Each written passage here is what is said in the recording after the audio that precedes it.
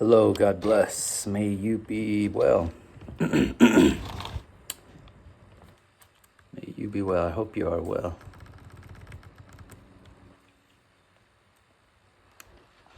I want to talk about where I am spiritually.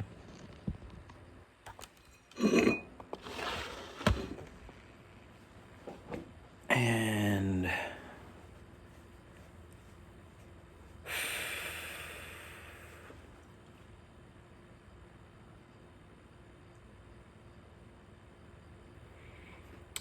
so I continue to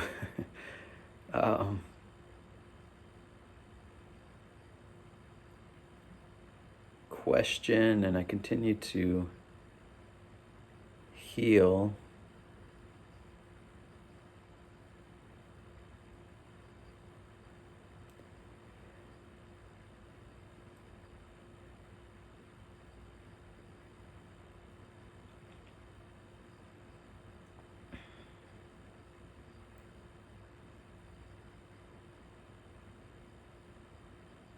I've said this in other videos. Well, let me see. Maybe I'll backtrack a little bit here. Let me try to just kind of big picture, get sort of the bigger picture here. I am not a scientific materialist.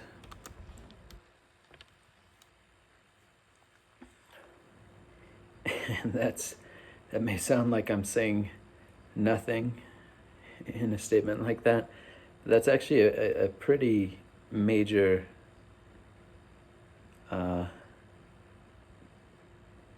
change for me, and also a fairly consequential thing to say if properly understood. And let me try to explain a little bit more about what I mean by that. And it's not a recent change for me, but just, I guess, worth reiterating. And what I mean by that, scientific materialism, the way I'm thinking of it, using it, is the idea that reality, all that there is reducible to matter. That matter is kind of the fundamental building block out of which everything springs.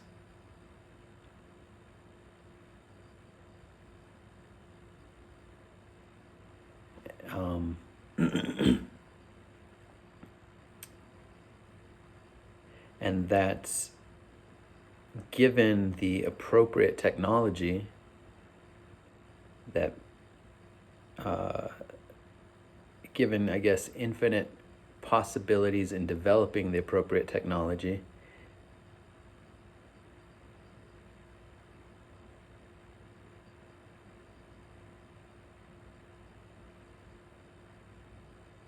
reality is measurable. Is that, maybe that's not the right way to say it. I'm getting at this word empirical, because that's kind of that's sort of the mode of apprehension within scientific materialism, that which can be measured, weighed, quantified. And you can see how if reality, all that there is reducible to matter, then everything in reality would be susceptible to measurement. Again, not that we have all of the equipment or tools to measure, but that essentially everything is measurable in an empirical sense, weights, measures, quantifiable in some kind of way.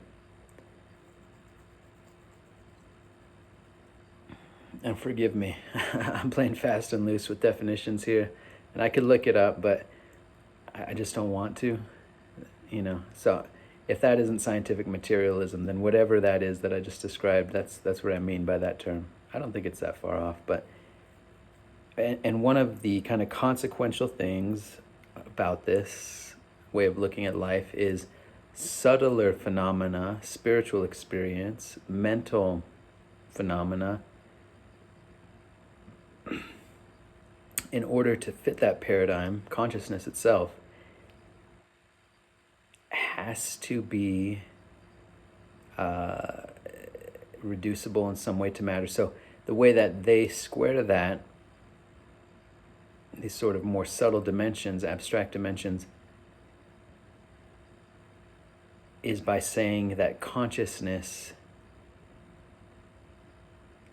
and subtle experience, those are byproducts, epiphenomenon, phenomena, phenomena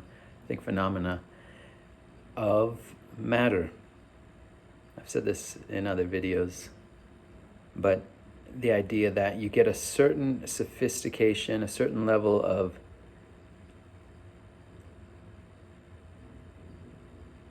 development, material development, and sophisticated ordering of matter, and there comes a point that consciousness arises. So it'd be something like you get enough neurons wired in a complex enough, sophisticated enough configuration, you get a complex enough nervous system, a certain order of complexity there, and then this secondary phenomenon, this epiphenomena, is that what epi means? I don't know. You get the arising of consciousness out of matter.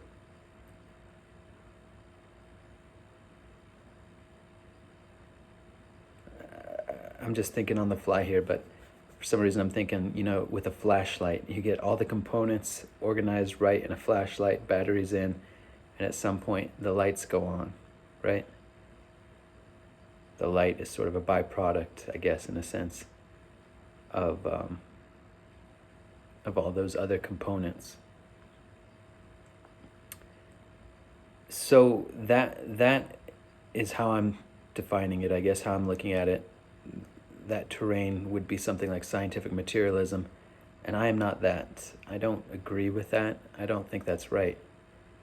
There's another school, philosophical school, called realism, I believe. R-E-A-L, realism, philosophical realism,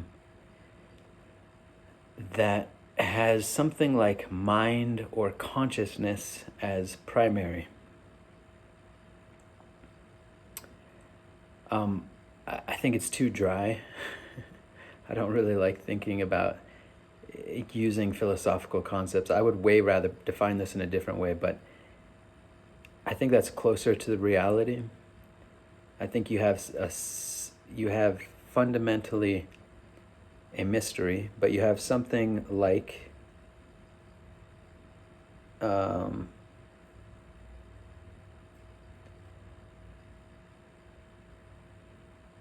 consciousness.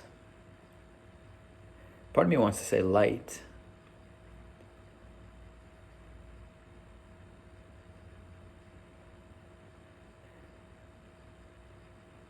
That you have this fundamental substratum, ground of being,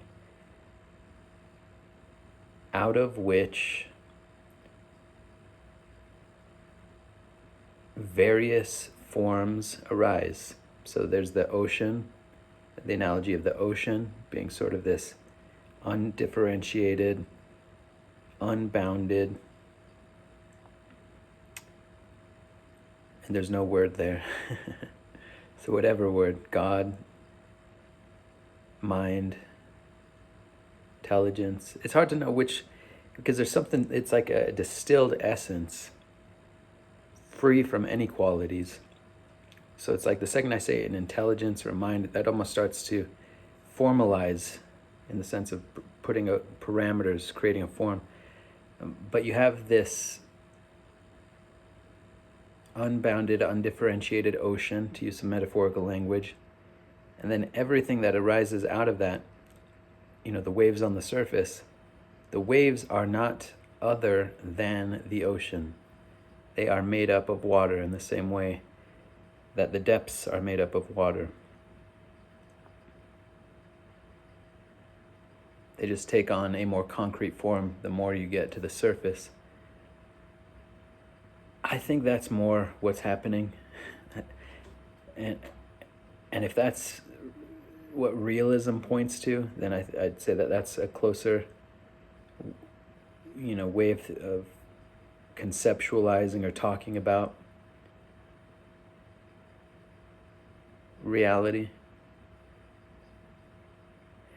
And it's a really important paradigm shift for 1,000 different reasons. I've done other videos, so I'm sort of hesitating to really go too far into it, but I didn't come to that realization philosophically. That's another reason I don't really like that language.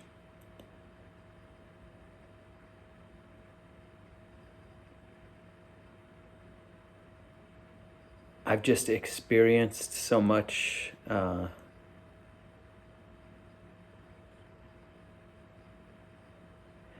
let me back up for a second. And within that wave, that paradigm, I want to say it's something like spirit only model.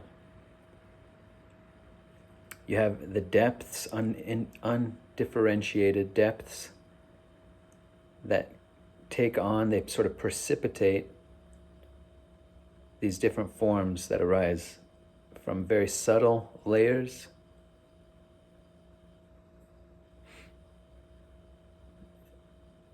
through to more concrete layers.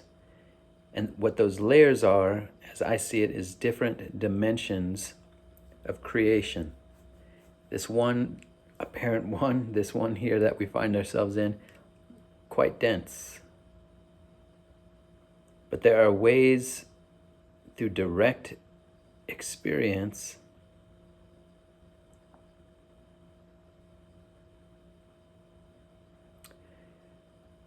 that you can sort of evacuate the physicality out of the world just through direct investigation of your senses, of the world around you. And I could say more about that, and I have said more about that in other videos.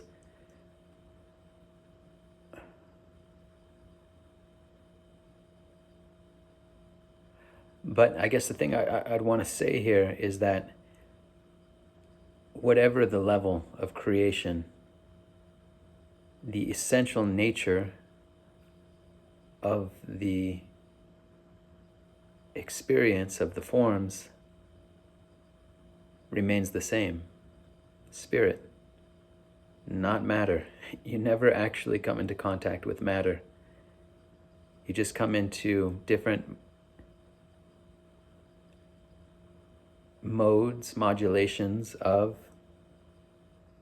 that fundamental being.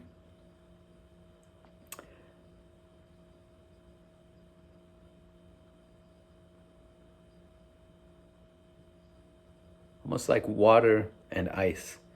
Ice is a denser form, hard, has a kind of physicality to it, but essentially it's still water.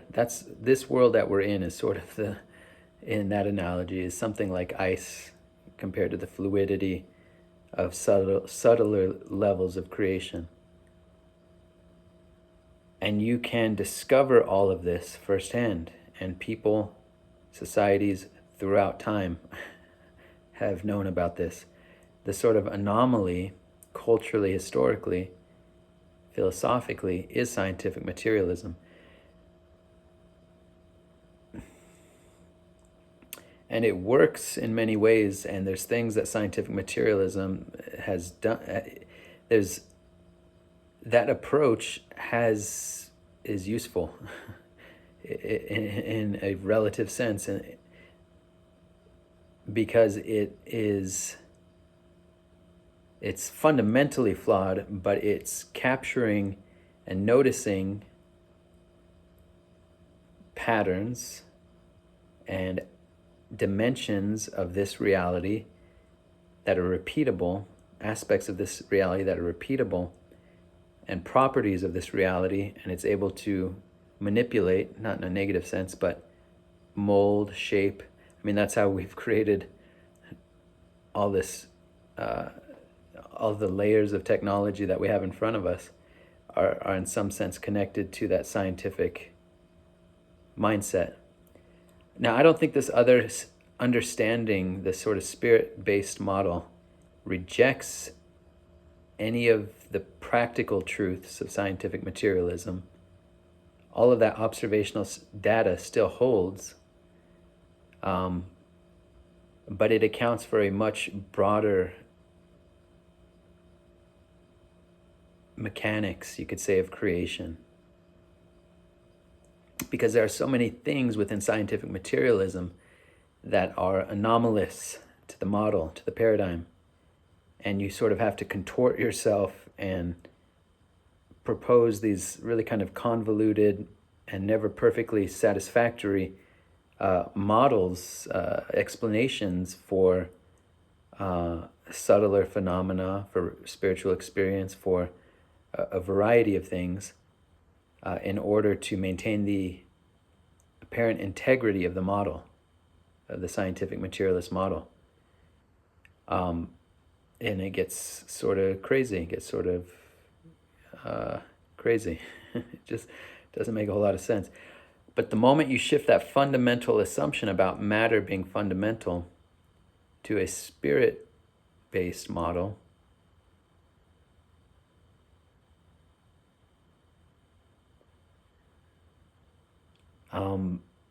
everything lines up. Everything falls into place, and it doesn't negate scientific inquiry. It expands it, and I think there are ways to, that idea of reducing everything to empirical measurement.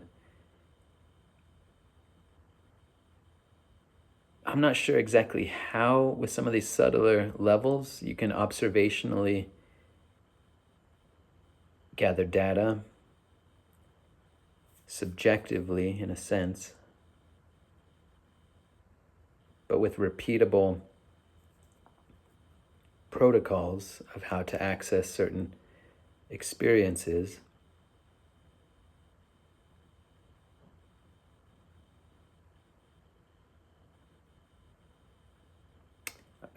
Let me abandon that one for a second, because I'd have to think more about that.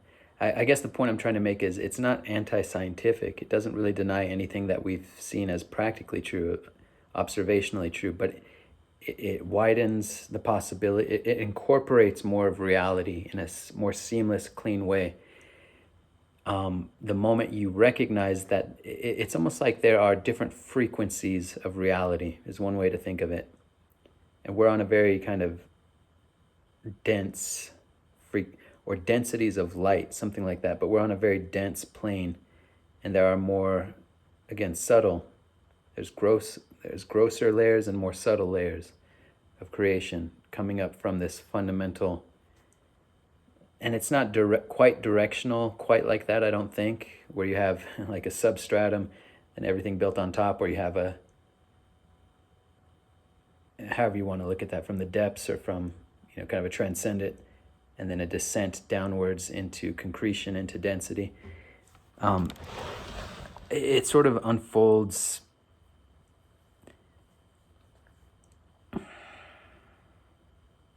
non-spatially. But we're just I'm just trying to use close enough language to get a sense of it. But all of a sudden, with that recognition of various planes of existence, densities, frequencies, the more subtle spiritual experiences that people have and have reported since the dawn of creation, the dawn of man, I mean, for sure predating written history, so predating history in that sense, but because we've got oral histories. And so anyways, these experiences are just a part of the human experience.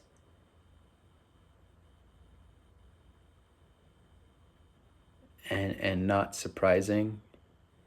or anomalous or aberrant within the paradigm, the spirit-only paradigm. It makes sense that what you're doing is you're accessing deeper levels of being, deeper levels of creation. So a big part of me sees the world that way, sees reality that way. And again, this is not really something that I arrived at philosophically at all. It's come through in-depth exploration. It's come through a lot of suffering. It's come through a lot of hardship. It's come through direct experience.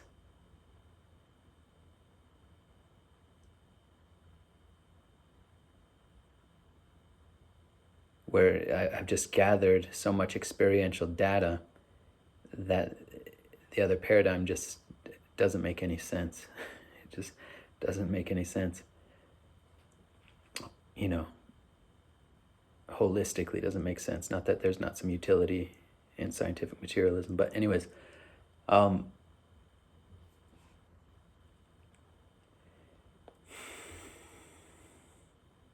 should say there was never a time that I would have explicitly said I was a scientific materialist. It was more of an implicit thing. I just wouldn't, not that I have great sophisticated understanding of any of this now, but I just wouldn't have had that language or capacity to think about it this way. It's only comparing, after I've past decade or so, 8 years or however long it's been having a lot of experiences, that it's given me a point of contrast. And it's like once the experiences started to happen, and I'd already been exploring, spiritually for a long time, but nothing really landed. And then when you start having experiences, then as a way to understand it, as a way to develop, as a way to, it's almost after the fact. It's like, okay, yeah, I see what they're pointing at there with that philosophical understanding. I can see what they're saying there. Yeah, that's a good way to express it. Language doesn't quite do it justice, but piecing it together, being able to talk about it is more an artifact of the insights, more of a result of the experiential reality. Secondary to that, in a sense. I don't know. Anyways,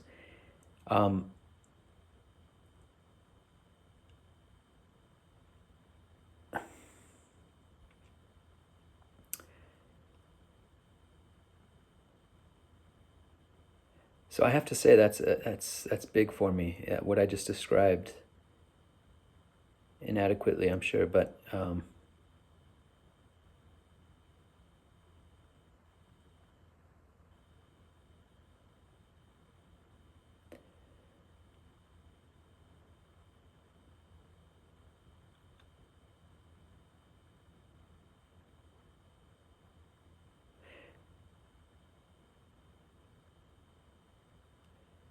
now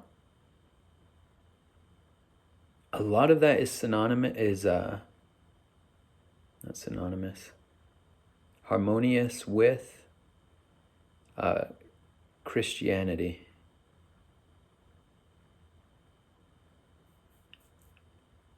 And religion in general, spirituality in general.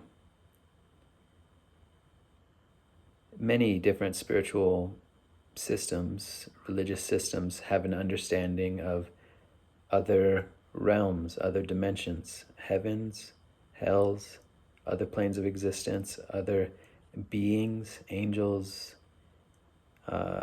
demons, gods, etc. And that all of a sudden becomes comprehensible with a shift like that.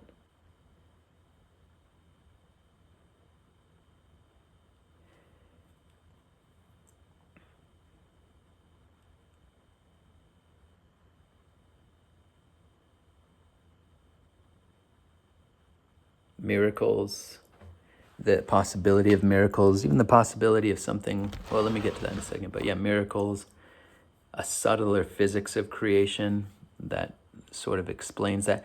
See, a miracle is a word that makes sense in a scientific materialist paradigm, which has no way to account for something like that. So we call it a miracle.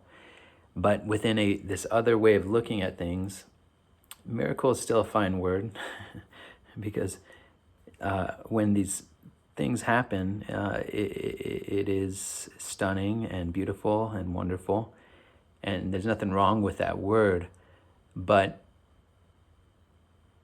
in a way, it's almost like what we're calling a miracle is perhaps pointing just to a deeper dimension of reality. So it's not really anti-scientific. It's not really violating the laws. See, miracle almost seems to imply that it's violating the laws of nature. But there may be deeper laws of nature that are not in conflict with reality or with with truth, with an understanding of how things are. And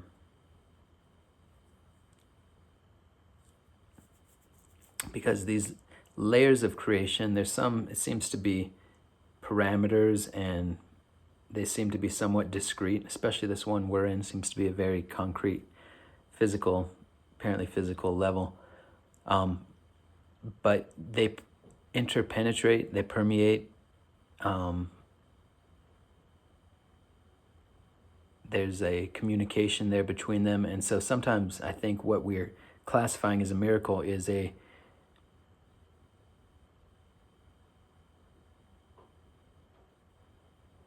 lessening of the density of this realm, or a momentary influx, a momentary emanation of a more transcendent realm coming through. It's like light.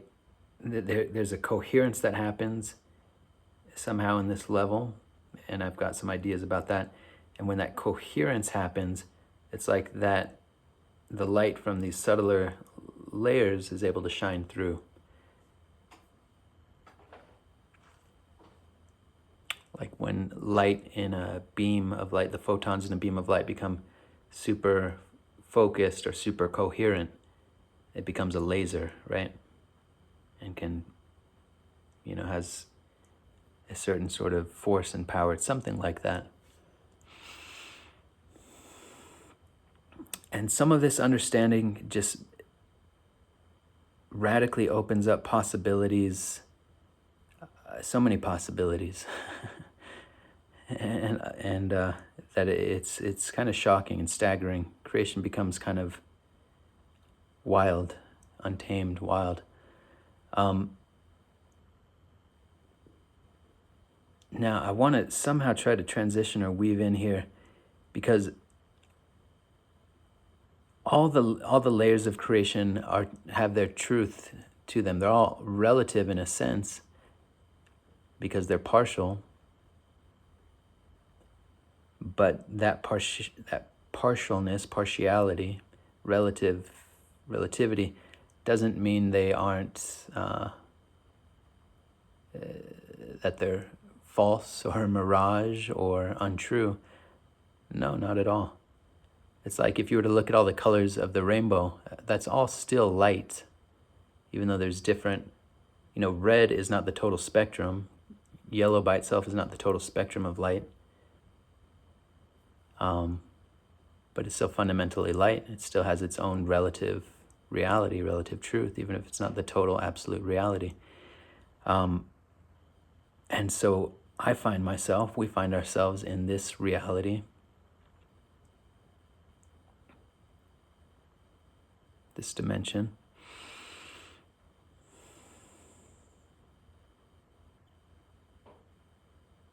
in which apparently I've got a human body, right? And I've got a biography. And all of us, we've got these bodies, we've got biographies, we've got, all the personal history and memories and all these different layers of our being, even just in this realm, down to just kind of the, sort of very mundane stuff. Your nationality is a layer of that. That's a part of what this dimension has to offer. Your ethnicity, your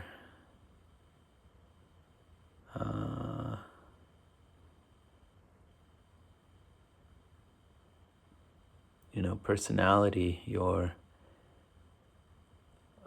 professional affiliations, your, all these different layers of identity, historical, cultural, social identities, etc., familial identities, all of that. And that's not the total picture, but it's not separate from it. It's a part of it. And so I find myself, in a particular circumstance. And it's not, I'm just using myself just as the case that I know the most closely.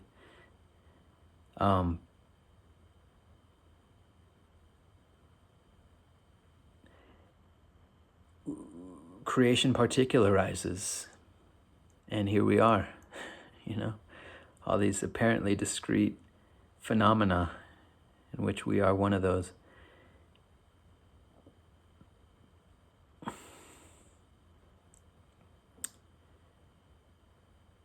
And so it's like, you have to have some kind of a vehicle for the infinite to express itself. It has to take on some kind of a vehicle, some kind of a form.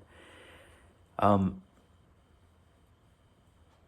Christianity, and that would be one aspect of identity, right? Your kind of cultural, religious, social, however you want to look at that identity. I feel very drawn to Christianity. I feel very, very drawn to Jesus, and I feel very drawn to Christianity.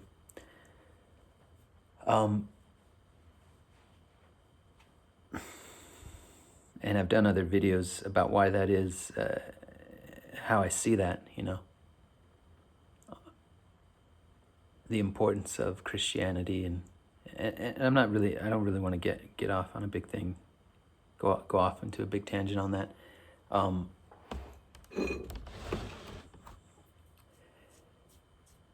But the closer I get to Christianity,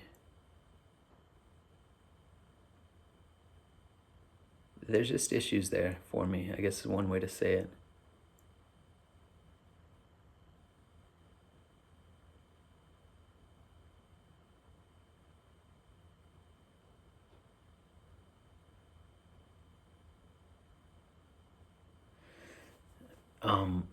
And that's not really even quite how I want to say it.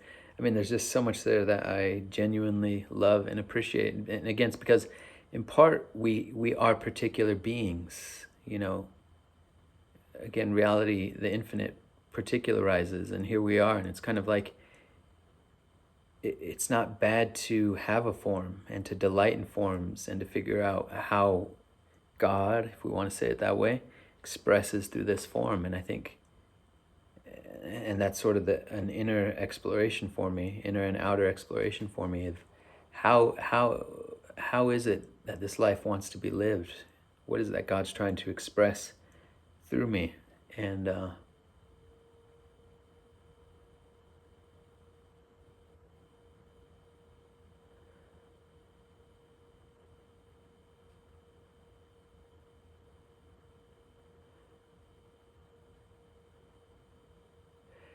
and there, it's sort of a conflict of paradigms that I never can quite express, but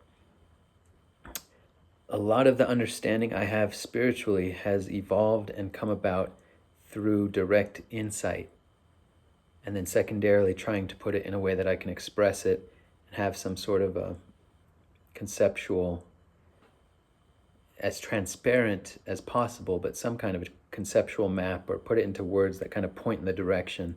You don't contain reality in concepts, but kind of point to it.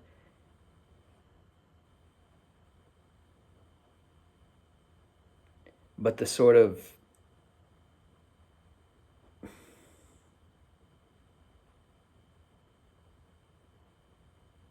what's the word? Not ontology, but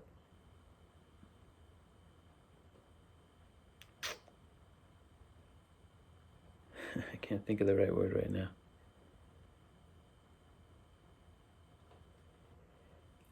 The not epidemiology, not etymology. There's a word here that means something like how you arrive at knowledge, and it's just escaping me right now. And it'll come to me, I'm sure. And it's a really important word for what I'm about to say. So let me give it one more try here. Let me see.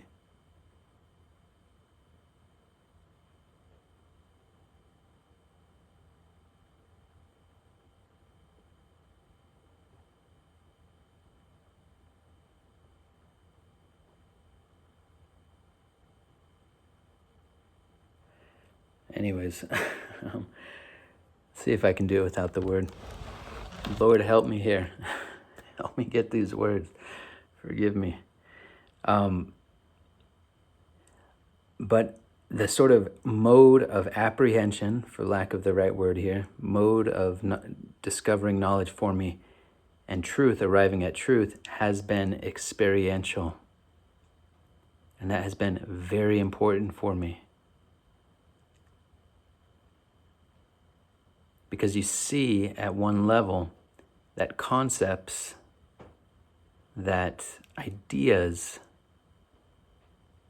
are a shallower dimension of being, that there are deeper layers of being out of which something like a concept arises. It's a kind of a form that arises. And the concept, the sort of, there's a meta system there in which concepts are contained, and concepts can't contain the meta system, if that makes sense. And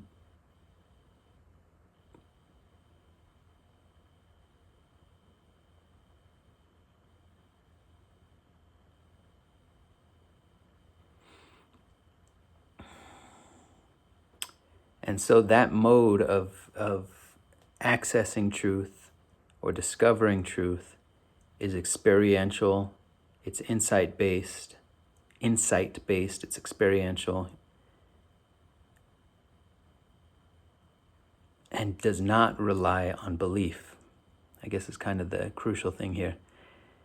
And that is at odds with most flavors of Christianity. That Christianity, Christian language, Christianity, how it's observed, how it's practiced, how it's understood, is through belief, that there are certain beliefs that you take on within Christian. These are the doctrines, these are the dogmas, these are the beliefs, these are the creeds. And please don't hear dogma as a negative or heavy word. I don't mean it that way. I mean it in its original sense, as a kind of a creedal statement, affirmative statement of faith.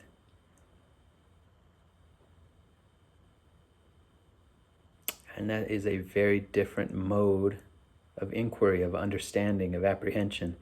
And within that, especially evangelical, Protestant, descended evangelical Christianity, but strains of it throughout all of Christendom, you arrive at something like the Bible as the ultimate authority.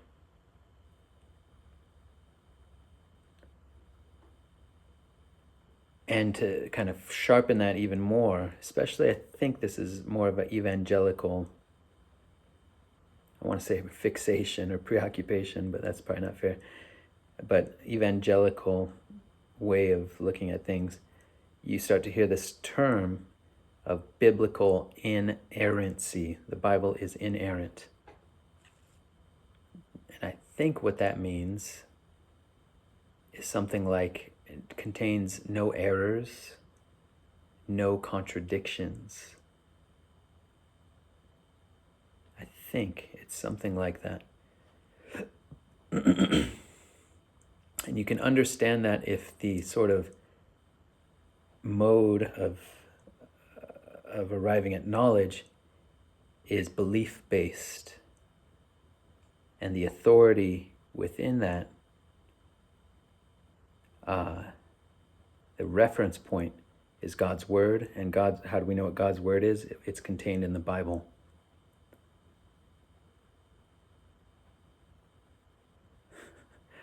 Me not being able to think of this word right now is, and I'm in a mood where I don't want to look things up. I just don't want to Google stuff all the time. I'm trying to rely on, I'm trying to see what arises without that dependency on a Google search. And maybe this would be a time to just do a Google search, but I just don't want to.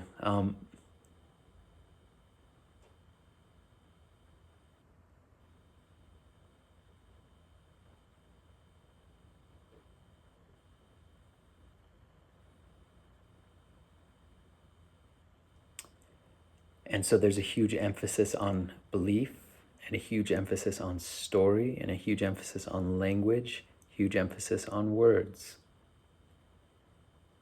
And again, that is not congruent with a